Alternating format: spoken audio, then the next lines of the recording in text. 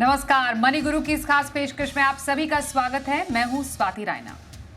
सुस्त बाजार में एक बार फिर म्यूचुअल फंड में छप्पर फाड़ निवेश आया है। अब की बार एसआईपी के नंबर न सिर्फ ऑल टाइम हाई पर यानी 27,000 करोड़ के पार पहुंचे हैं, बल्कि म्यूचुअल फंड का एयूएम भी 74 लाख करोड़ को पार कर चुका है। इस बार भी फ्लेक्सी कैप रहे हैं निवेश में अव्वल। वहीं पिछले रिकॉर्ड को कायम रखते हुए निवेश के मामले में स्मॉल कैप और मिड कैप ने लार्ज कैप से बाजी मारी है। तो क्या कहते हैं जून के एम्फी के ये नंबर, इस पर थोड़ा सा इसको समझने की कोशिश करेंगे, ट्रेंड को जानेंगे। हमारे साथ दो खास एक्सपर्ट्स हैं, उनसे करते हैं चर्चा की शुरुआत। स्वागत करते हैं वाइज इन्वेस्ट के सीईओ हेमंत रुस्तगी और certified financial planner Poonam Rungta का। हेमंत जी और पूनम, बहुत स्वागत करते हैं। और जिस तरीके से बाजार में सुस्ती छाई हुई है, कभी ऊपर कभी नीचे, उसमें एक जो इंकरेजमेंट या कह सकते हैं खुशी, चेहरे पे मुस्कान जो देते हैं, वो हमेशा म्यूचुअल फंड के नंबर ही देते हैं। इसलिए हेमंत जी, सबसे पहले आप ही से जानेंगे, जो इस बार छप्पर फाड़ एसआईपी के नंबर सामने आए हैं, 27,000 करोड़ का जो ये नया कीर्तिमान जो गढ़ा है म्यूचुअल फंड में एसआईपी के नंबर्स ने, क्या दर्शाते हैं इस सुस्त बाजार में ये नंबर? देखिए स्वाति, आई थिंक ये बहुत ही इंपॉर्टेंट नंबर है और जैसा आपने बिल्कुल सही कहा कि नया कीर्तिमान है कि हम 27,000 के ऊपर गए हैं एसआईपी बुक के मामले में। और मुझे लगता है ये नंबर आगे जाके बढ़ता ही जाएगा। हमने काफी बार इसके बारे में बात की है स्वाति। देखिए, ये मेरे हिसाब से एक तरीके से बहुत सालों से जो पहले कोशिश हो रही थी कि कहीं ना कहीं इक्विटी कल्ट हमारे देश में आए, इन्वेस्टर्स का माइंडसेट बदले, तो क्लियरली वो दर्शा रहा है कि इतने सालों की जो मेहनत थी सभी की, वो इन्वेस्टर्स ने उसको समझा, इन्वेस्टर्स ने उसके ऊपर अमल किया। तो हम देख रहे हैं कि सिस्टमैटिक इन्वेस्टमेंट प्लान से जिस तरीके से हर महीने और सालों साल, इनफैक्ट मैं तो कहूंगा कि अगर आप जून 22 के नंबर देखें स्वाति, तो 12,276 करोड़ पे थे हम लोग। तो वहां से हम 122% बढ़े हैं 3 साल के अंदर। तो जैसा कि आप देख सकते हैं कि मेरे हिसाब से वो एक रेवोल्यूशन है, एक तरह से जो इक्विटी कल्ट जो आना चाहिए था हमारे देश में वो आया है। एक और चीज ये बताता है हमें कि जो मैच्योरिटी आनी चाहिए इन्वेस्टर्स में, और वही मैच्योरिटी है वो इंश्योर करती है कि आप इक्विटी मार्केट में पैसा बनाएं, वो दिख रही है। और जैसा आपने बिल्कुल सही कहा कि बाजार में हमने देखा है पिछले 6-9 महीने में कोई बहुत ज्यादा मूवमेंट नहीं है। कहीं ना कहीं ऐसे टाइम पे इन्वेस्टर्स की पेशेंस को टेस्ट किया जाता है।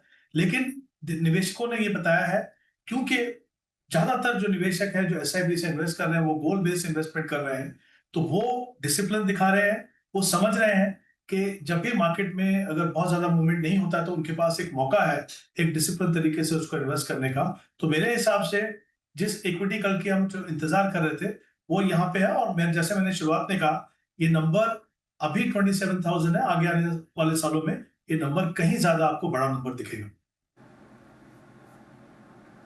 जी, तो ये तो अभी शुरुआत है। जिस तरीके से ट्रेंड हमने देखा है पिछले 3-4 महीनों में, कई महीनों तक 26,000 करोड़ तक का आंकड़ा अटका हुआ था, लेकिन उसके बाद जो जंप मारी है एसआईपी नंबर से 27,000 करोड़ को पार करते हुए, वो अपने आप में वाकई जो म्यूचुअल फंड निवेशक है उनके भरोसे को दर्शाता है। पूनम, आपके एनालिसिस में जिस तरीके से हमने म्यूचुअल फंड इंडस्ट्री का एयूएम बढ़ते हुए देखा है, ना सिर्फ एसआईपी के मामले में ये जो कीर्तिमान नए गढ़े जा रहे हैं, बल्कि जो साइज है म्यूचुअल फंड इंडस्ट्री का वो भी बढ़ता जा रहा है। 3% से वो भी मंथ ऑन मंथ बेसिस पर बढ़ा है, 74 लाख करोड़ के पार पहुंचा।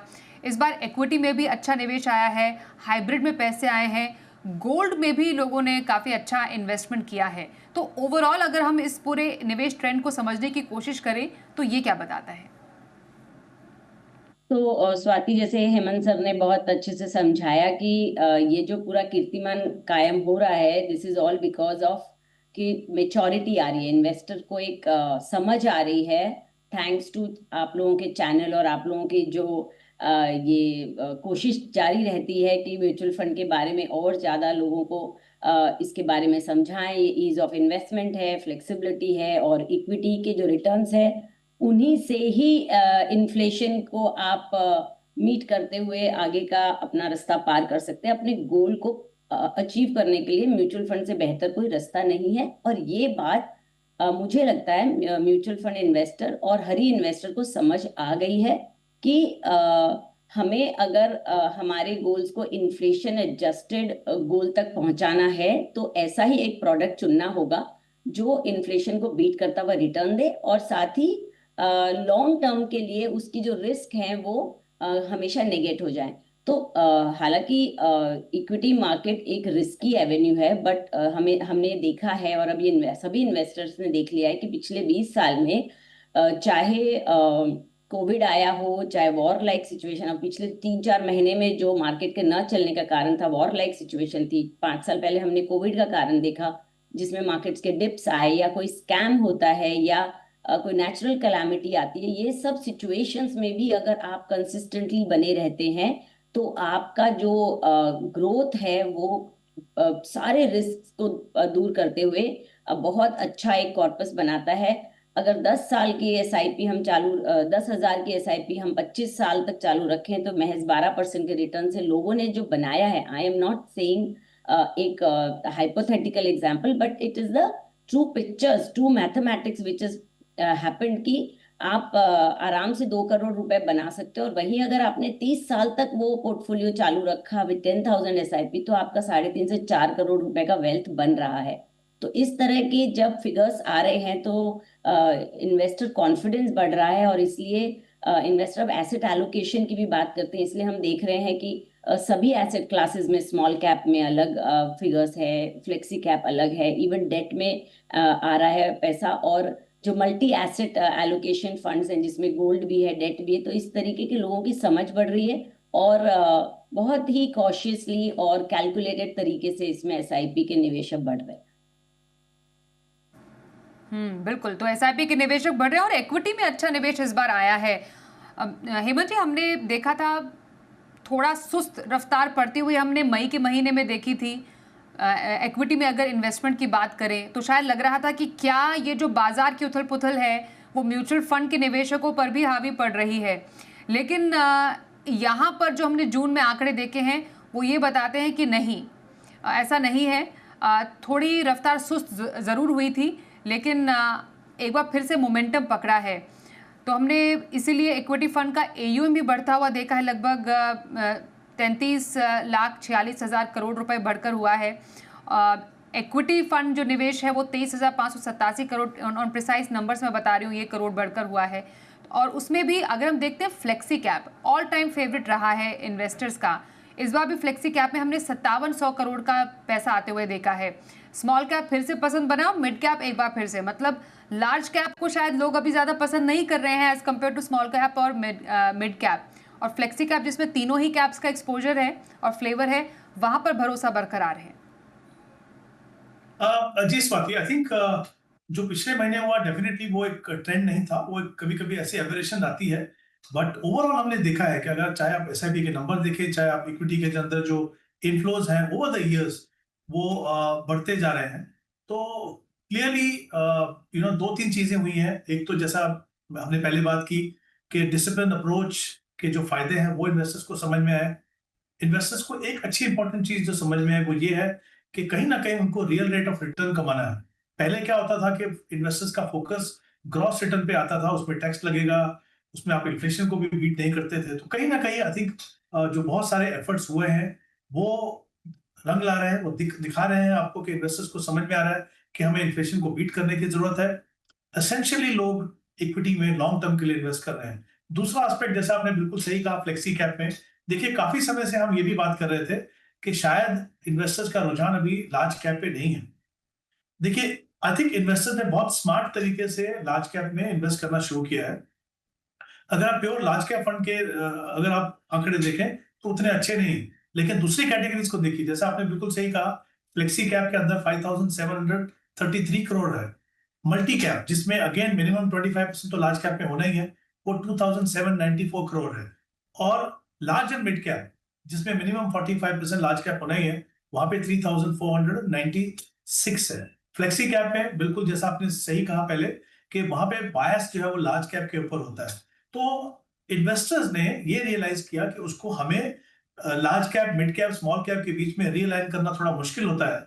तो उन्होंने ऐसी इन्वेस्टमेंट ऑप्शन को चुना जहां पे ऑटोमेटिकली मैंडेट के हिसाब से फंड मैनेजर डिफरेंट जो सेगमेंट है मार्केट के उसके अंदर उसको रीबैलेंस करते हैं। तो मुझे लगता है कि ये बहुत ही अच्छा ट्रेंड है और ये इन्वेस्टर्स को बहुत फायदा देगा लॉन्ग टर्म में, क्योंकि आप इन्वेस्ट सेगमेंट में बने भी हुए हैं, और साथ ही आपको खुद से टाइमिंग नहीं करना, ना आपको टैक्स देना है, जो कुछ भी है वो फंड मैनेजर आपके हिसाब से कर रहा है। तो मुझे लगता है डेफिनेटली इस ट्रेंड्स में मुझे इन्वेस्टर्स में मैच्योरिटी नजर आ रही है। जहां तक मिड कैप स्मॉल का सवाल है, हमने देखा है, हमने काफी बार बात भी की है, ये बात सही है कि दोनों के दोनों सेगमेंट थोड़े एग्रेसिव है, लेकिन अगर आप 15, 20, 25 साल के लिए इन्वेस्ट कर रहे हो तो जाहिर सी बात है कि आपका पोर्टफोलियो का एक पोर्शन जो है, अच्छा सिग्निफिकेंट पोर्शन इन दो सेगमेंट में हो सकता है। ओवर द लॉन्गर टर्म ये आपके पोर्टफोलियो को रिटर्न्स आपकी सुधारेंगे, लेकिन इंपॉर्टेंट ये है कि आप ओवरऑल एलोकेशन पे ध्यान रखें और एक डिसिप्लिन तरीके से इन्वेस्ट करें। तो आई थिंक ये दर्शा रहा है कि हमारे जो निवेशक हैं उनमें काफी मेच्योरिटी है। बिल्कुल। पूनम, एक आपसे मुझे समझना है, जो गोल्ड ईटीएफ में इस बार पैसे आए हैं 2000 करोड़ इन्वेस्टमेंट आया है, क्योंकि जब हम मई के मुकाबले देखते हैं काफ़ी ज़्यादा है, मुश्किल से 300 करोड़ रुपए तब आए थे। जो ये बाजार में इतना जियोपॉलिटिकल टेंशन हावी हुआ, गोल्ड में लोगों का आकर्षण बढ़ा, थ्रू म्यूचुअल फंड अगर वो पैसे डाल रहे हैं तो ये ट्रेंड क्या बता रहा है? गोल्ड ईटीएफ में पैसा आना कितना इंपॉर्टेंट है? देखिए, ये बात तो अब धीरे धीरे सभी समझ गए हैं कि gold as an asset class जरूरी है आपको एसेट एलोकेशन के लिए। Not only gold but also silver, यानी गोल्ड और सिल्वर में एज एन एसेट एलोकेशन हम हमेशा कहते हैं कि 10 to 15% आपका होना ही चाहिए एलोकेशन। अब वो एलोकेशन किस तरह हो, क्योंकि बहुत सारे मेथड्स हैं गोल्ड में निवेश करने के। तो अब ये सभी को समझ गया है कि सबसे easiest ways and the most cheapest way, यानी सबसे सस्ता, जो लेस एक्सपेंसेस वाला रास्ता, वो ईटीएफ है, और जो आप म्यूचुअल फंड के थ्रू भी कर सकते हैं। आज क्लाइंट बहुत ईज ऑफ इन्वेस्टमेंट चाहता है, तो ईटीएफ के थ्रू निवेश करना बहुत इजी भी है, और वही ईटीएफ अगर म्यूचुअल फंड के थ्रू करते हैं तो मुझे लगता है और भी इजी हो जाता है।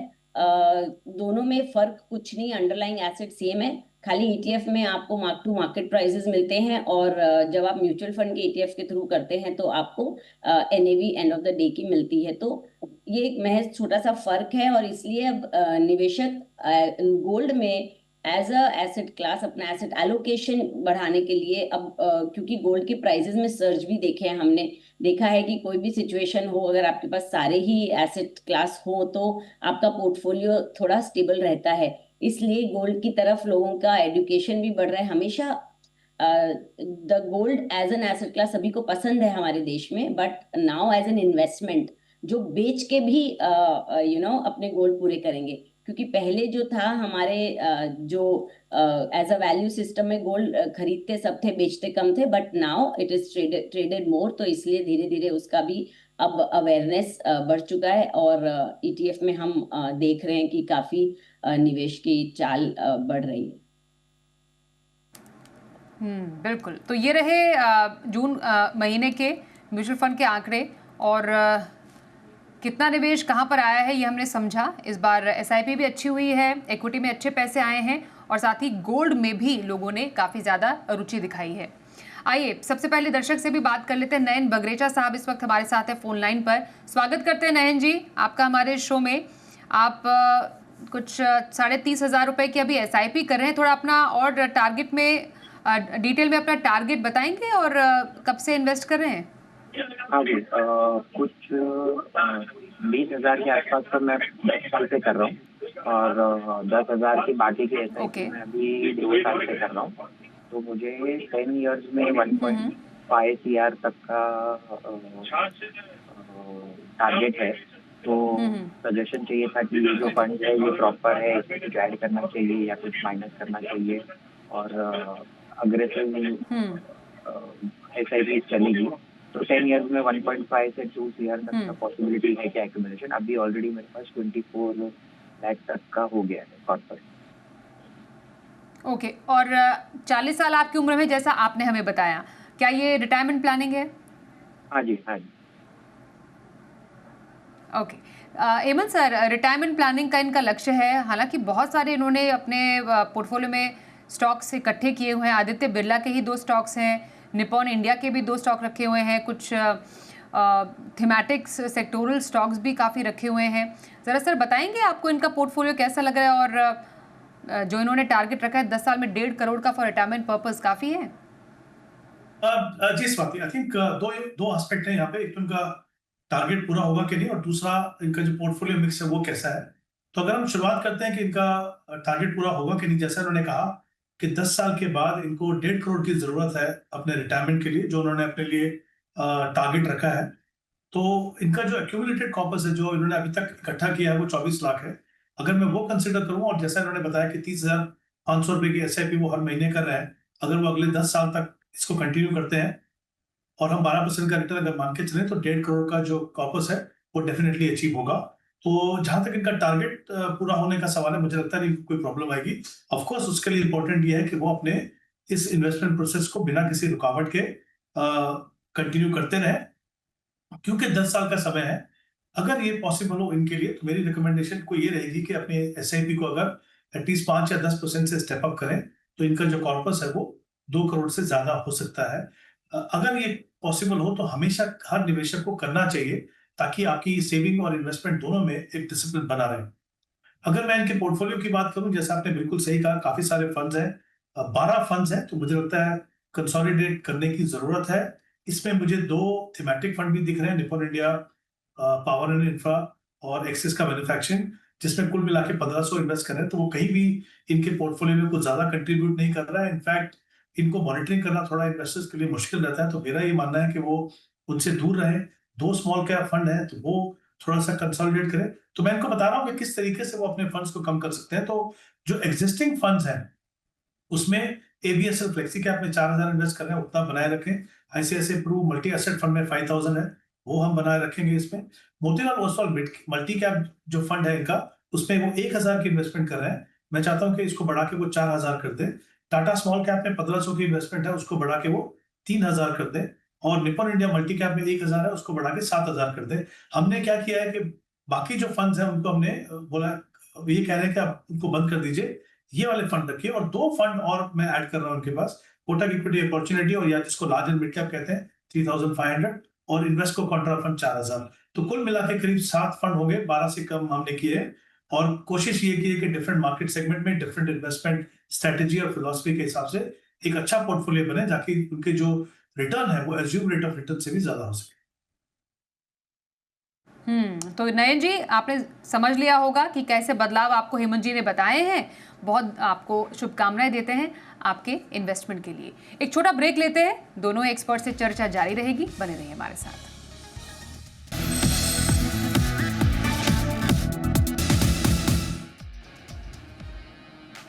मनी गुरु में आज हम बात कर रहे हैं हेमंत रुस्तगी और पूनम रुंगटा हमारे साथ है उनसे, और ले रहे हैं आज कुछ दर्शकों के सवाल।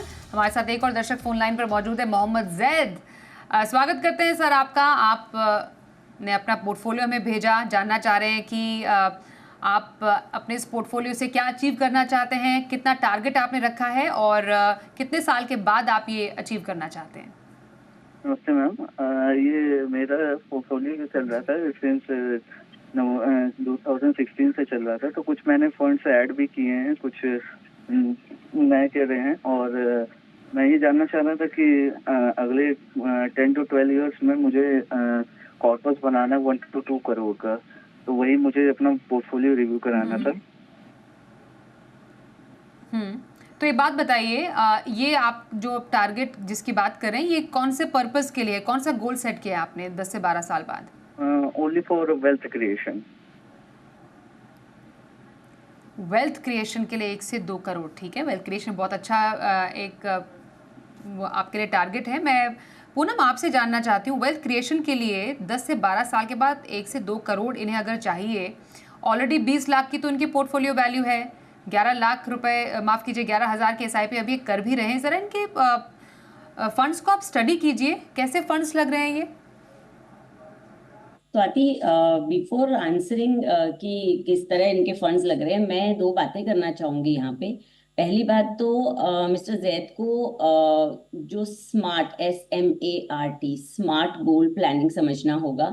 आपके जो गोल्स हैं बहुत स्पेसिफिक होने चाहिए, मेजरेबल होने चाहिए, जो हम हमेशा कहते हैं कि अटेनेबल होने चाहिए, टाइम बाउंड होने चाहिए। तो टाइम बाउंड तो है 10 से 12 साल इन्होंने बोला है। इन्होंने 1 से 2 करोड़ बोला।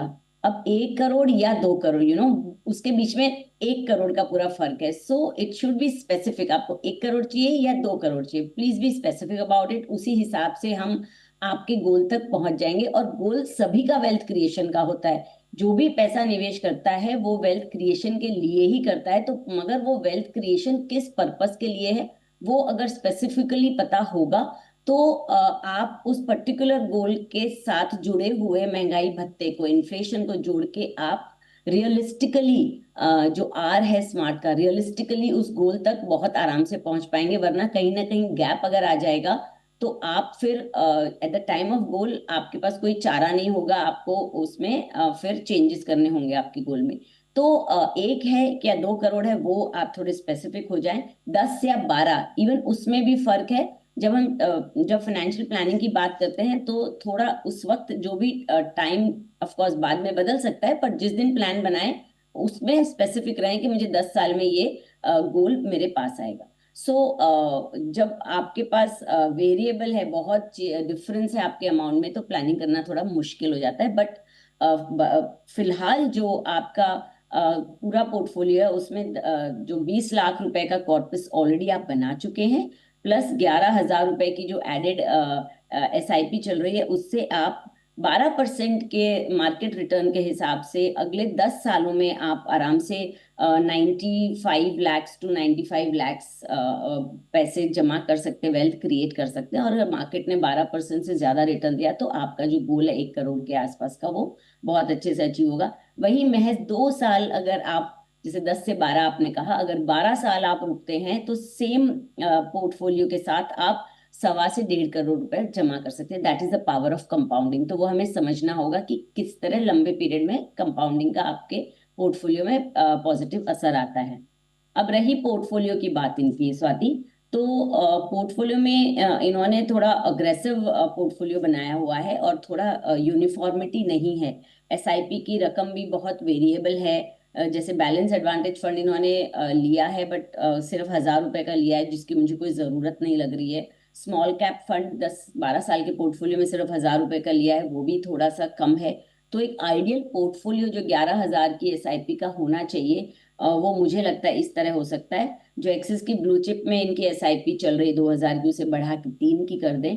HDFC फ्लेक्सी कैप एक बेहतरीन फ्लेक्सी कैप फंड है, उसमें 5,000 की SIP चल रही है, उसे कम करके 3,000 की कर दें ताकि यूनिफॉर्मिटी आ जाए पोर्टफोलियो में। स्मॉल कैप कैटेगरी में इन्होंने बिकॉज हम AMC वाइज भी डाइवर्सिफिकेशन चाहते हैं, तो HDFC के दोनों फंड न रख के मिराय के स्मॉल कैप में, क्योंकि मिराय इमर्जिंग ब्लू चिप इनके पास ऑलरेडी है, उसे शिफ्ट करके 3,000 की स्मॉल कैप में SIP करें और DSP मिड कैप में 2,000 की, इस तरीके से 11,000 की SIP कर रहे हैं, इसमें एलोकेट करें। और एक बहुत अच्छा फीचर ऐड कर सकते हैं आपके फ्यूचर के लिए, बिकॉज अभी आप यंग हैं और आपको अभी पोर्टफोलियो क्यों बना रहे हैं वो डिसाइडेड नहीं है, तो आप एक स्टेप अप अप्रोच रखें। साल दर साल जैसे आपकी इनकम बढ़ती है वैसे आप अपनी SIP की रकम को भी बढ़ाएं और इन्हीं फंड्स में आप टॉपअप कर सकते हैं और आगे चल के 1-2 फंड्स और इंक्लूड कर सकते हैं। सो आई थिंक थोड़ा और स्पेसिफिक प्लानिंग करेंगे तो आपके गोल अचीवमेंट में आपको सहायता मिलेगी। बिल्कुल, तो बहुत ही अच्छी बात यहाँ पर पूनम ने कही कि आपका जो भी फाइनेंशियल प्लानिंग का जो भी एक गोल हो या जो भी हम कह सकते हैं जो आप तैयार कर रहे हैं वो स्मार्ट होना चाहिए, स्पेसिफिक, मेजरेबल हो।